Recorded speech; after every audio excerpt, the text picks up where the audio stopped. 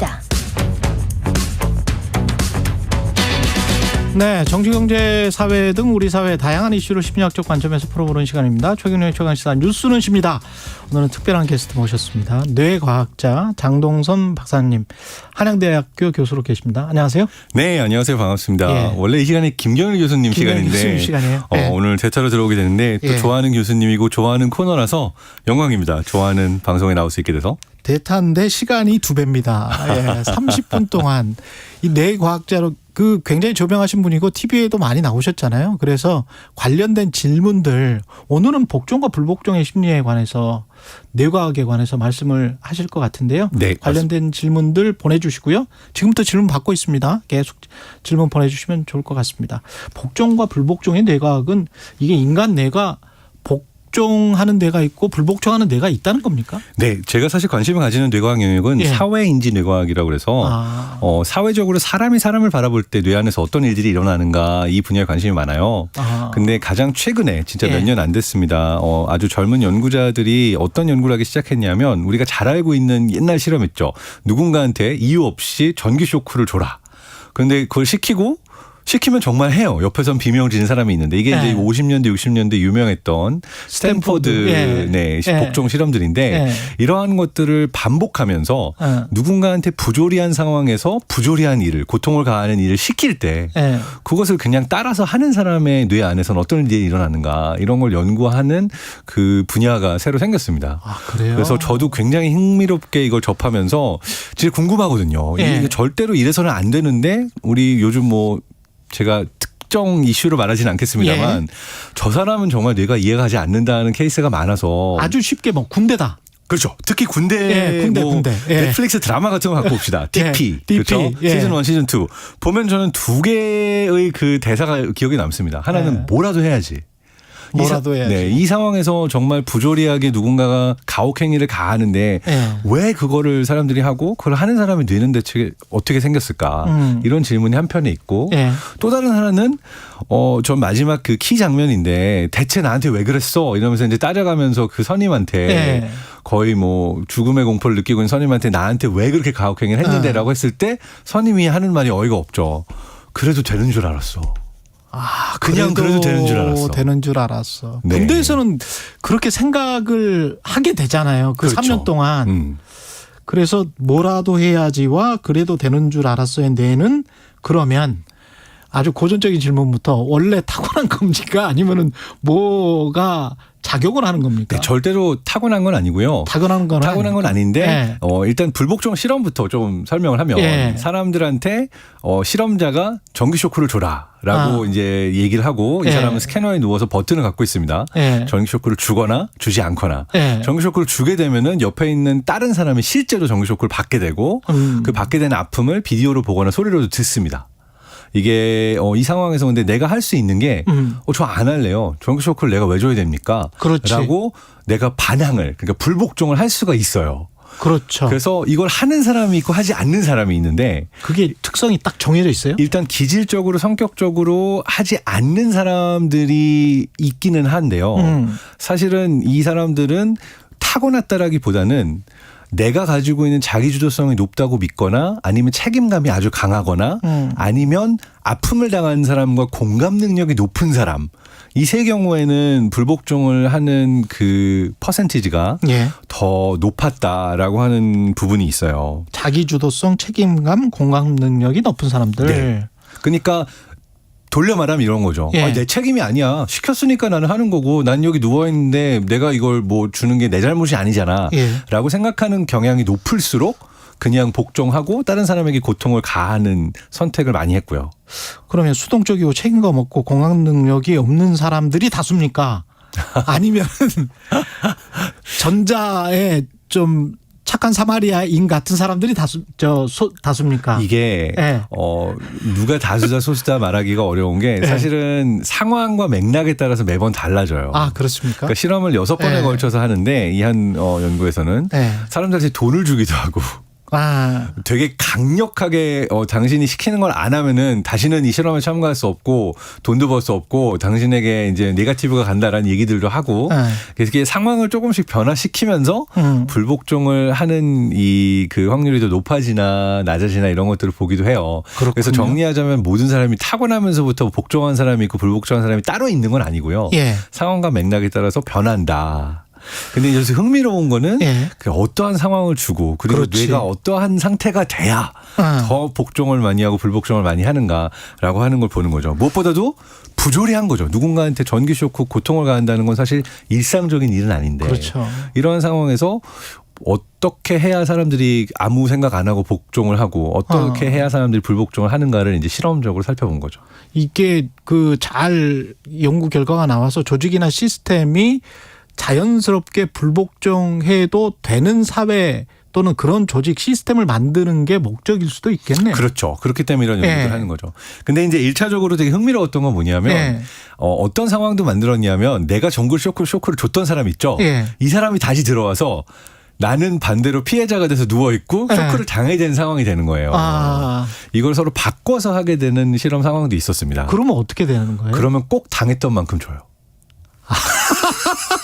그러니까 내가 공감을 느꼈건 아니면 불복종해야지라고 어떤 선택을 했건 내가 당하는 입장에 있었던 사람은 그걸 정확히 기억하고 있다가 내가 지금 나한테 전기 쇼크를 줬던 사람의 입장이 되면은 신기하게도 내가 당했던 만큼 똑같이 주는 경향성이 아주 강하고요. 그럼 군대에서 우리 분대의 선임병이 착한 사람이었어. 그러면 나도 착한 선임이 될 가능성이 높고 아주 나쁜 악독한 선임이었으면 나도 악독한 선임이 될 가능성이 높습니까? 그러니까 그렇죠. 그러니까 내가 누군가 옆에서 봤는데 팀장님이 자기가 손해를 보더라도 팀원들을 지키기 위해서 회사의 불합리한 결정에 반대했다. 이런 경험을 했던 팀원의 경우에는 자기가 나중에 팀장이 돼서도 내가 손해를 보더라도 이게 옳다라고 행동을 하게 될 가능성이 올라가는 거고요. 그걸 봤기 때문에. 경험이 중요하구나. 중요합니다. 근데 반면에 내가 아프게 당했을수록 고통을 많이 당했을수록 그 다음에 내가 누군가한테 고통을 당했을 때 이거는 해도 되는 거야 라고 스스로를 정당화하고 양심의 가책도 느끼지 않고 공감도 안 하게 될 확률이 더 올라가요. 그러니까 저는 사회적으로 이렇게 생각을 해야 된다고 해요. 생각해요. 학교에서부터 군대에서 다양한 곳에서 우리가 그런 아프고 고통스러운 경험을 이거는 사회적인 시스템이고 당연한 거니까 당해도 돼라는 경험을 많이 안 하는 게 중요하다고 생각해요. 그렇죠. 왜냐하면 우리가 사회에서 그런 불합리성을 많이 봤을수록 막상 그런 상황이 됐을 때 나도 그러한 행동을 나도 모르게 하면서 스스로를 정당하게 되는 사람이 될 가능성이 크다는 거죠. 갑자기 핑크 플로이드의 그 뮤직비디오가 생각이 나네. 저도 핑크 플로이드 좋아합니다. 네. 조혜숙 님이 장동성 교수님 반갑습니다. 이렇게 말씀을 하셨고. 반갑습니다. 2095님이 상당히 어쩌면 키워드가 될 수 있는 말씀을 하셨어요. 복종하면 편하죠. 편하죠. 이 편하죠라는 이 단어가 상당히 키워드일 것 같은데 복종하는 사람의 심리에 다 복종하니까 나도 편하게 뭐 이거 당연한 거 아니야, 자연스러운 거 아니야, 이런 게 있나요? 그러니까 이게 두 가지가 있습니다. 사실 내가 누군가한테 고통을 줄 때도 받을 때도 뇌는 스트레스를 받고 그다음에 뇌 안에 페인 매트릭스라고 그래서 고통을 느낄 때 활성화되는 영역이 활성화가 돼요. 근데 이제 흥미로운 거는 이게 쌓인 거예요. 그러니까 왜냐하면 내가 누군가한테 고통을 주는데도 또는 고통을 받는데도 참아야 되잖아요. 이 부조리한 상황 때문에. 그러면은 이 뇌에서 배외측 전두엽이라고 하는 DLPFC라고 부르는 영역에 활성화도가 올라가요. 왜냐하면 내가 하기 싫고 괴롭고 그리고 해서는 안 된다고 생각하는 행위를 해야 되니까 이게 계속해서 참아야 되는데 내 스스로를 자기 조절을 하고 이렇게 꾹꾹 누르고 이거를 제어하는 뇌 영역이 계속해가지고 활성화가 돼야 되는 거죠. 살려고 일부러 무시하는 거군요. 근데 흥미로운 거는 이 영역의 활성화도가 계속 올라가고 그러니까 많이 참고 쌓아뒀던 사람일수록 나중에 이게 그러니까 안 좋게 내가 나중에 그 누군가에게 고통을 주는 행위를 더 크게 할 가능성이 올라가요. 그러니까 체제 수능자일수록 체제 수능자가 계속 상위 직급자가 됐어요. 그래서 그 체제의 꼭대기에 있으면 그 사람은 공감 능력이 거의 없기 때문에. 그러니까 이게 흥미로운 게요. 내가 피해를 당하는 경험을 가졌던 것도 그리고 누구한테 고통을 주는 경험도 내가 부조리하다고 생각했을 때 그거를 누가 시켜서 복종해서 따라했다. 뇌 안에서는 내가 이거를 참으면 참을수록 쌓이는 겁니다. 그 경험이. 예. 근데 문제는 오래 쌓으면 아주 부조리하게 내가 누군가한테 고통을 가하거나 공격성이 올라가거나 아니면 누군가를 괴롭히면서 즐거움을 얻게 될 가능성도 올라가는 거예요. 그렇군요. 그러니까 몬스터가 되어가는 거죠. 예. 그래서 중요한 거는 어떠한 순간에 이건 아니다라고 하면은 내가 아무리 미미한 목소리를 가진 존재라 할지라도 이건 아닌데요. 전 이걸 하지 않겠습니다라고 행동을 하는 것이 타인에게 고통을 끼치지 않기 때문에 중요하기도 하지만 나 자신을 구원하기 위해서 중요한 거죠. 나를 보호할 수가 있네. 네. 예. 네. 근데 그 역으로 조직이나 시스템 내에 있는 인간 개인이 생각할 때는 불복종하면 개인에게 어떤 위협이 될 수도 있고 네. 뭐 불이익이 올 수도 있고요. 그다음에 그 득실을 분명히 따질 거 아닙니까? 맞습니다. 사실 불복종을 한다라는 건 대부분의 상황에 있어서 네. 두 가지 중에 하나의 피해를 나를 줘요. 금전적 피해가 생기거나 예. 아니면은 사회적인 관계에 있어서의 피해가 생기거나. 예를 들어서 군대에서 내가 쉽게 복종할 수 없잖아요. 예. 내가 맞는 입장이 되거나 내가 선임들에게 괴롭힘을 당한 입장이 될 수도 있고 그러니까 사회적인 관계에 있어서 내가 어떻게 보면은 같이 그런 부조리함을 당하는 입장으로 갈 가능성이 높으니까 굉장히 큰 손해인 거고 그게 아니고 실제로 직장에서 예를 들어서 상관이 있고 팀장이 시키는 거 했는데 부조리하다 해야만 한다. 내가 계속해서 불복종을 한다면 난 예. 아무래도 미움을 받고 성과가 올라가지 않으니까 그렇죠. 이러한 것들이 금전적으로도 나중에 분명히. 나의 어떤 성과나 보너스가 피해로 돌아올 수밖에 없다는 상황이 사회에서는 대부분 존재하죠. 그러니까 실직이나 승진에서의 탈락 이런 거를 감수하고 내가 불복종을 해야 될 어떤 이유를 찾아야 될 것 같은데 그럴 이익이나 이유가 없으면 대부분의 사람들은 복종하지 않을까요? 맞습니다. 네. 실험에서도 이거를 네. 이제 시뮬레이션 했는데요. 네. 사람들한테 네. 이제는 누가 시키는 그런 압박을 가하는 게 아니라 네. 네가 마음대로 선택해라고 하고 네. 대신에 내가 이 누군가에게 전기 쇼크를 주는 행위를 하면은 돈을 받아요. 실제로 집에 갈 때. 근데 내가 불복종을 하면 할수록 예. 내가 실험에는 참가를 하고 내 시간을 뺏겼는데 돈을 못 받고 집에 가는 상황을 만드는 거죠. 예. 그러면 사람들이 복종을 합니다. 예. 이게 좀 슬픈 일이지만 슬픈 일이네. 돈 앞에서 예. 내가 손해를 본다 또는 돈을 받는다라고 하면은 부조리하다는 걸 알면서도 돈 받는 쪽으로 선택을 하는 사람들이 더 많아집니다. 아까 그 복종을 하는 것도 일종의 이제 중독성이 있는 겁니까? 그러면 시스템에서 복종하는 그런 성향이 계속 강화됩니까? 이거를 어떤 형태로 설명을 하냐면 예.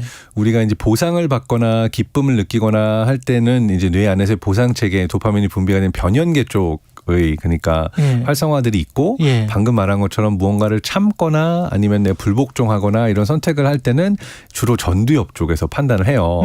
그런데 내가 어떠한 선택을 계속해서 하게 될 때 예. 전두엽과 감정을 느끼는 영역 사이의 연결성이 계속 예. 변화합니다. 무슨 좀 어렵게 설명했는데 예. 그러니까 무슨 얘기냐면 내가 안 좋은 선택을 하고 계속 해가지고 이 부분에서 처음에는 괴롭힘을 느끼다가 어느 순간 둔감해지거든요.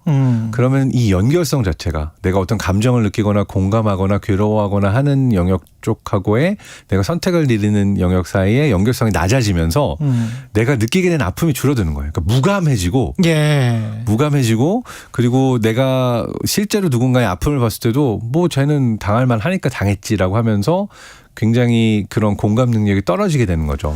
이러면 그렇군요. 나에게 오는 장점은 단기적으로 예. 편해집니다. 그렇죠. 왜냐하면 예. 누구한테 내 고통을 가하건 부조리한 행동을 하건 뭐 이거 해도 되는 건데 뭐 내가 뭐 이런 거 가지고 그래라고 하면서 나 스스로를 정당화하고 합리화하면서 뭔가 뇌가 스트레스를 덜 받으니까 일단은 편해지는 거죠. 이 부조리한 시스템에서 불복종의 필요성을 제가 인지를 했어요. 네. 이성적으로는. 근데 이제 실천에 이제 옮겨야 될 거 아니에요. 근데 사회적으로 현실적으로 여러 장벽이 있는데 뭐 이렇게 슬쩍 넛질을 한다거나 뭔가 좀 그 유인할 수 있는 뭐 그런 동력 같은 게 있습니까? 두 가지 정도가 있어요. 그러니까 하나는 내가 이걸 했을 때 정말 괴롭힘을 가한 사람이 나다. 라고 책임 소재가 네. 나를 시킨 실험자에게 있는 게 아니라 버튼을 누른 게 나라는 걸 피해자가 정확히 알 수 있도록 하면서 그렇군요. 그 책임 소재를 분명하게 하잖아요. 그러면 나의 스트레스가 올라가고 어떤 윤리적 명분이 올라가면서 불복종을 하게 될 가능성이 높아집니다. 그러니까 사람들은 책임을 지고 싶어 하지 않기 때문에 시켜서 한 거야. 내 잘못이 아니잖아. 이러면은 다른 사람에게 부조리를 가하는 것이 올라가는데 책임 소재가 명확해질수록 불복종을 할 가능성이 높아지고요. 이게 하나고 예. 또 다른 하나는 굉장히 강한 어떤 윤리적인 명분이 있다. 예를 들어서 나는 절대로 이런 행동하지 않습니다라고 하는 그러한 확신이 강한 사람의 경우에도 불복종을 선택하는 게 올라가는데 예. 여기서는 또 다른 연구를 제가 언급할게요. 되게 재미있는 연구라고 생각해가지고 언급하고 싶은데 예. 전혀 다른 연구입니다. 이건 예. 사실 사회심리학 쪽 연구인데요.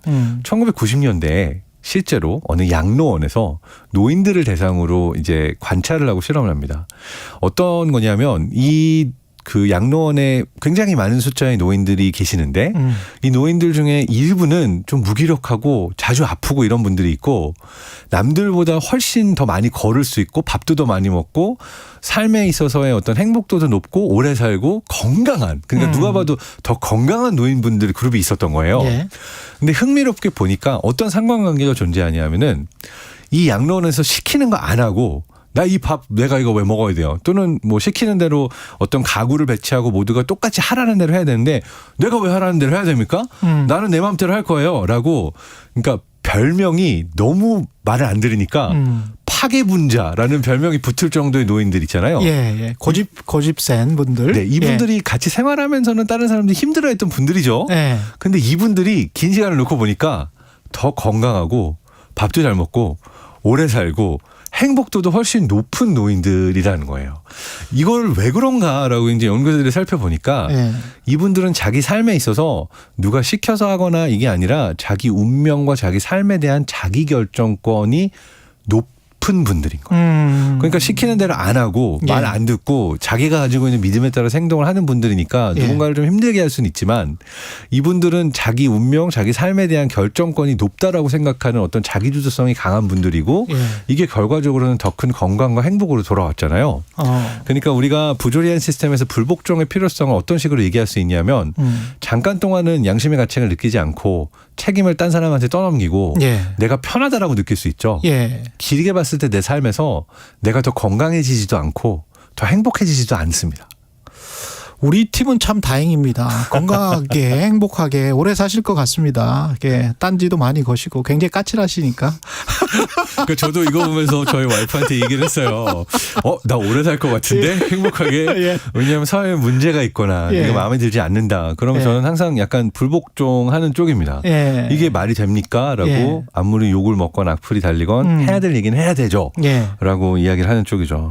근데 조직과 시스템에 문제가 있는 것하고 근데 지금은 우리가 이제 조직과 시스템 근데 이제 한 개인 뭐 과거에 뭐 김수영 씨의 어느 고궁 뭐 이런 것도 있었잖아요. 우리가 거대 권력이나 거대 시스템에 관해서는 별로 분노하지 않고 한 개인에 대해서 분노하는 한 개인의 국밥집에서 약간 좀 바가지를 씌운 어떤 주인에게는 아주 극렬할 정도로 분노를 하고 그런 거는 왜 그건 불복종이 아닐 거 아니에요? 이것도 흥미로운데요. 이것도 상관관계가 있습니다. 그러니까 미국의 경우에 이게 연구가 됐었고 특히 또 2차 세계대전 이후에 독일에서 우리가 어떻게 이 나치 정권에서 이런 끔찍한 짓을 할 수 있었는가라고 해서 그러한 어떤 자기 성찰적 자기 비판적 연구들이 되게 많았거든요. 그래서 보여지는 게 뭐냐면 사회의 린치 문화라는 게 있어요. 린치는 뭐냐면 잘못을 했건 잘못하지 않았건 야 잘못한 사람 찾아내. 목매달아. 그 사람을 때려. 그 사람에게 막 정말 몹쓸 짓을 가하는 거죠. 이게 미국에 상당히 오랫동안 있었던 문화 중에 하나예요. 린치라고 그래서. 근데 이게 흥미로운 게 이 린치가 하나의 어떤 단죄의 방법이 될 수 있고 특정 개인이 네가 잘못한 거잖아. 너의 잘못이잖아. 라고 모든 걸 한 개인에게 분노를 말하자면 쏟아내는 거죠.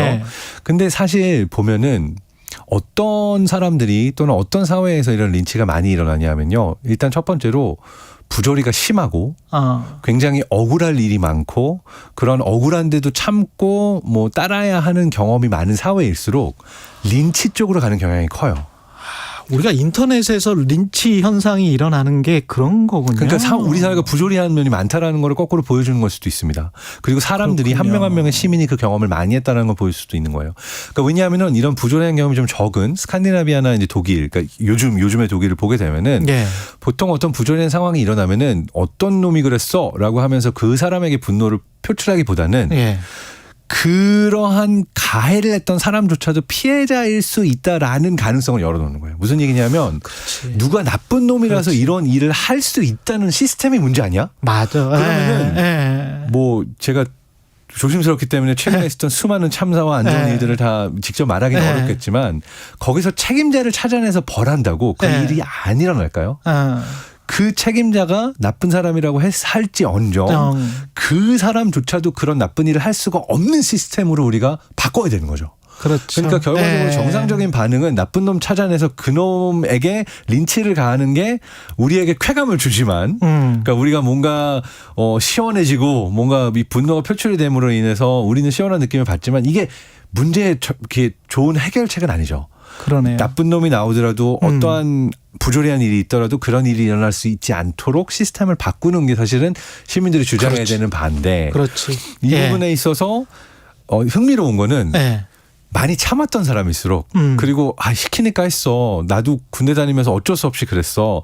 내가 복종하고 부조리함을 보고 참았던 경험이 많은 사람일수록 이걸 어떻게든 단죄하고 내가 참았던 것을 누군가한테 쏟아내면서 이 분노를 표출하면서 스스로의 그 쌓였던 스트레스를 표출하고 싶어하는 무의식적인 경향이 감정적으로 더 강하다. 그 사람은 자기도 사실은 시스템의 피해자였다라고 스스로를 정당화시키겠네요. 맞습니다. 이게 아까 그 뇌과학 연구에서 나온 거예요. 그 DLPFC라고 하는 배회측 전두엽과 그다음에 보상을 느끼는 이 변연계와의 연결이 비정상적으로 약화되어 있어서 내가 쾌감을 느끼거나 내가 보상이라고 생각하는 나는 이렇게 당했으니까 이게 마땅해라고 생각하는 부분이 약간 비합리적일 정도로 그리고 이런 선택이나 판단이 굉장히 감정적이 되면서 사실은 좀 비정상적인 영역으로 넘어오게 되는 경우들이 많습니다.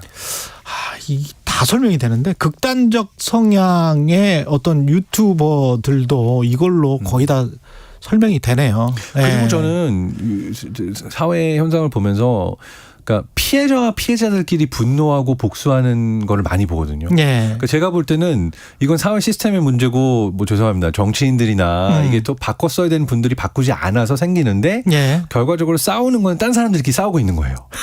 예를 들어서 그렇지. 뭐 그렇지. 그렇죠. 그러니까 예. 예를 들어서 네, 뭐 최근에 너무 민감한 사태들이지만 예. 선생님들과 그렇죠. 학부모들과 아이들의 많은 케이스들을 봤을 때 저는 많은 경우에 이쪽도 피해자 저쪽도 피해자라고 볼 수 있는 케이스들이 좀 존재하는 것 같아요. 그렇죠. 아픔을 둘 다 겪었던 쪽들입니다. 그렇죠. 근데 그 아픔을 겪었기 때문에 어. 나는 지금 분노할 수밖에 없는데 그 분노의 대상이 사실은 서로가 돼서는 안 되는 경우들이 있는 것 같아요. 그렇죠.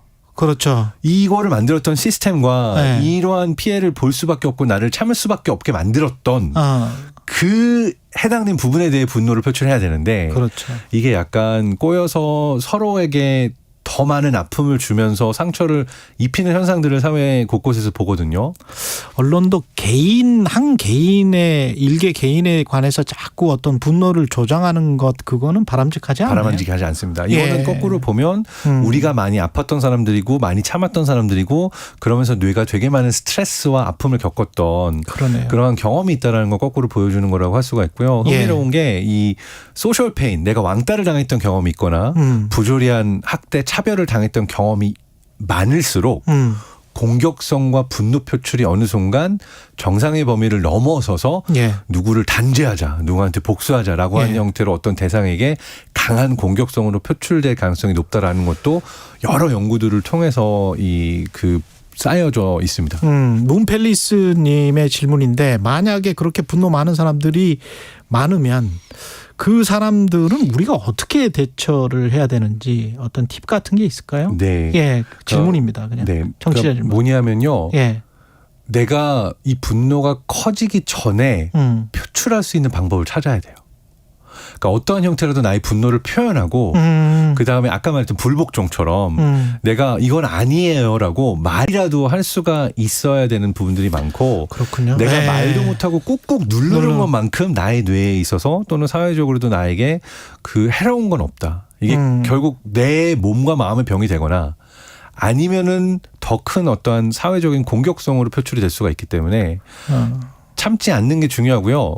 그리고 너무 커진 다음에 그러니까 뭐 DP라는 드라마에서도 그렇지만 진짜 오래 참다가 터지면 너무 크게 터지기 때문에 내가 부조리하다 이거는 정말 화날 만하다 이거 윤리적으로 옳지 않다라고 하면 목소리를 내는 게 되게 중요하고요. 그다음 두 번째는 자기주도성과 내가 바꿀 수 있다는 믿음이 중요합니다. 그러니까 예를 들어서 나는 내가 뭘 하겠어라고 믿는 사람의 경우에는 참을 가능성이 높고요. 뭐라도 해야지.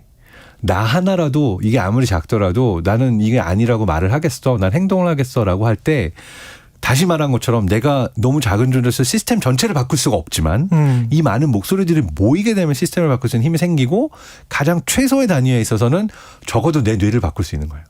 내 뇌가 더 큰 공격성을 느끼거나 더 아프거나 아니면은 더 큰 괴로움을 느끼지 않도록 내가 작은 행동을 하나 하는 게 나 스스로의 뇌를 바꾸는 최소한의 효과는 있다. 불교와 기독교를 다 모아놓은 것 같습니다. 남 바꾸려고 하지 말고 남 바꾸는 거는 너무 어려우니까 나부터 바뀌면 그 사람도 아마 또 비슷한 경로를 통해서 바뀌어지지 않을까 그런 생각도 우리 들고요. 모두가 바꿀 수 있다는 믿음이 굉장히 뇌과학적으로 봤을 때 중요한 믿음이다라고 오늘 정말 싶습니다. 유익하고 좋았습니다. 뉴스는 쉽니다. 뇌과학자 장동선 박사였습니다. 고맙습니다. 감사합니다. 예. 그리고 잠시 후 오전 11시 5분부터 KBS 기후재난 특집 다큐멘터리 1.5도 넘어가 방송되는데요. 극단적인 폭염폭우를 경험하면서 기후위기, 먼 미래의 문제, 지금 당장의 문제죠. 기후위기의 원인과 책임에 관해서 따져보는 다큐멘터리입니다. 많은 청취 부탁드리고요. 8월 4일 금요일 주말입니다. 신납니다. KBS 1라디오 최경영의 최강시사였습니다. 고맙습니다.